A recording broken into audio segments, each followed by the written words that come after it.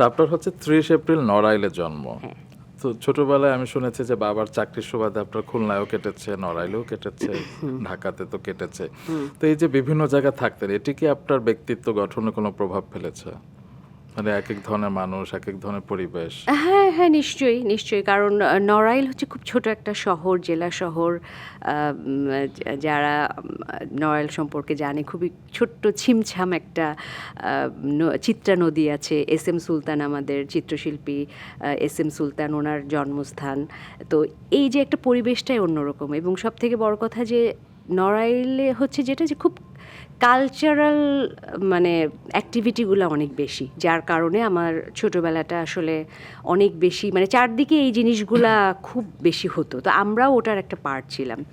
তো ওই কারণে হয়তো আমার ওই প্রকৃতি, আমার বাড়ির কাছেই নদী, ঠিক আছে, এস এম সুলতানকে, এস এম সুলতানের যে একটা এস এম সুলতানের যে বাড়িটা, উনি জীবিত অবস্থায় আমি ওনাকে দেখেছি। বাহ, আমি অনেক ছোট তখন, খুবই ছোট।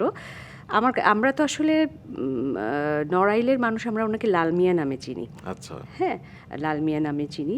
তো ছোটবেলায় আমার বাসা, তখনও আমি এস এম সুলতান মানে মানে কত বড় মাপের একজন মানুষ সেটা বোঝার মতো ক্ষমতা আমার ওই বয়সে হয়নি। কিন্তু আমার মনে আছে যে উনি আমি জানালা দিয়ে দেখতাম আমাদের বাসার সামনে যে রোডটা, উনি ওখান দিয়ে হেঁটে যেতেন, একটা সাদা পাঞ্জাবি, ঢোলা একটা পায়জামা পরে যেতেন, চুল এরকম কার্লি, মোটা ফ্রেমের একটা চশমা পরতেন। এটা আমার অনেক ছোটবেলার স্মৃতি। কি লাকি আপনি। ঠিক আছে, আমি পরবর্তীতে যখন আমি বুঝতে, এস এম সুলতান কত বড় মাপের একজন শিল্পী সেটা যখন আমি বুঝতে শিখেছি, তখন উনি আর আমাদের মাঝে নেই।